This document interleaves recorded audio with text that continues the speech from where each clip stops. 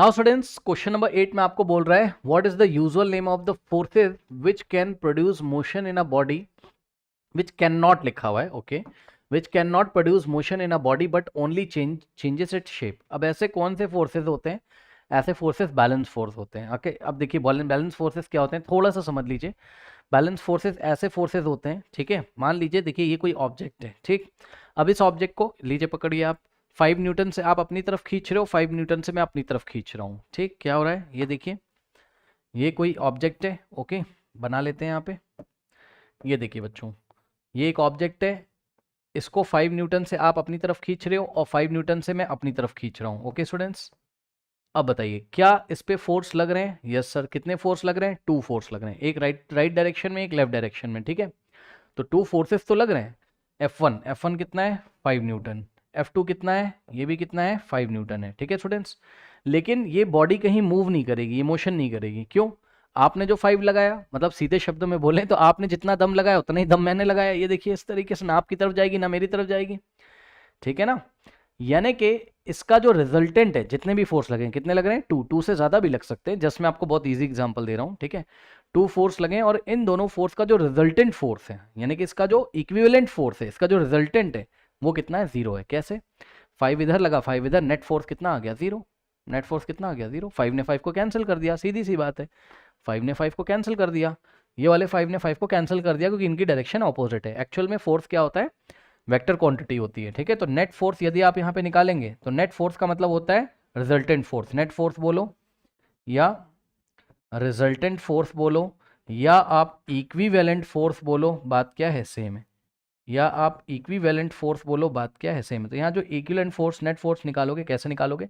Right वाला force आप plus का ले लो और लेफ्ट वाला फोर्स आप माइनस का ले लो। कोई बोलेगा ऐसा क्यों कर दिया आपने, प्लस माइनस क्यों लगाया? उसको बोल देना कि भाई देखो, फोर्स एक वेक्टर क्वांटिटी है और वेक्टर क्वांटिटी के बाद डायरेक्शन होती है, ठीक। तो राइट वाली डायरेक्शन को दिखाने के लिए प्लस साइन और लेफ्ट में जो फोर्स लगा उसकी डायरेक्शन को दिखाने के लिए माइनस साइन।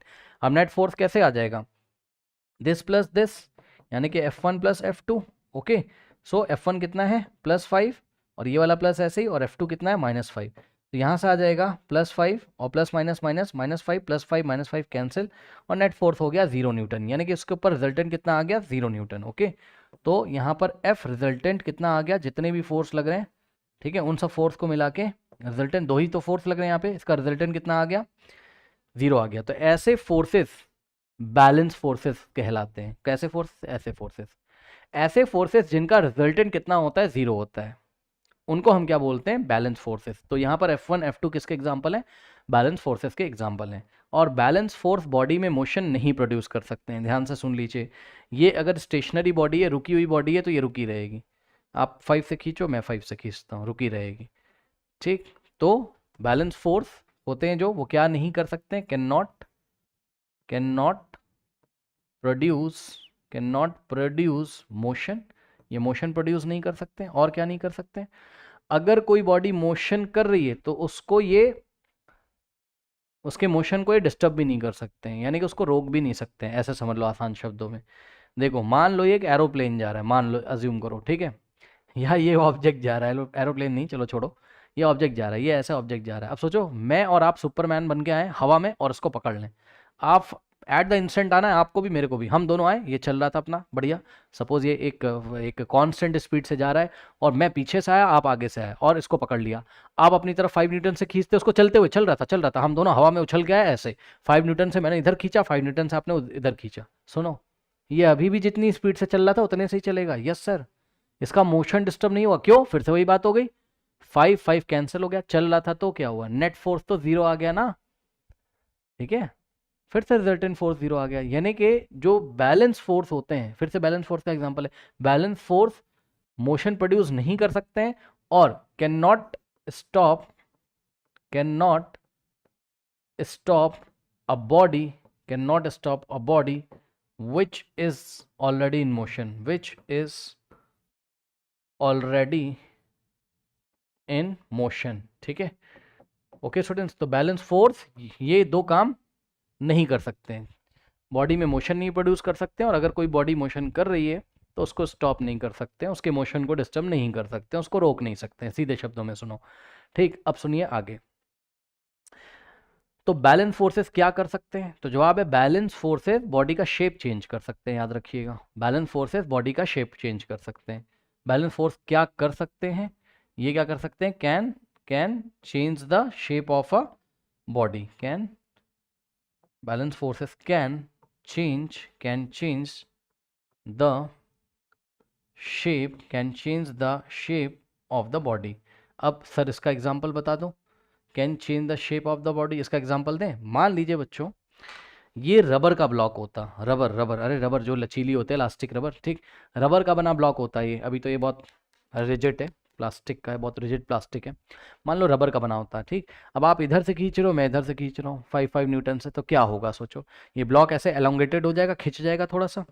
रबर का बना ब्लॉक है भाई, इसमें इलास्टिसिटी है।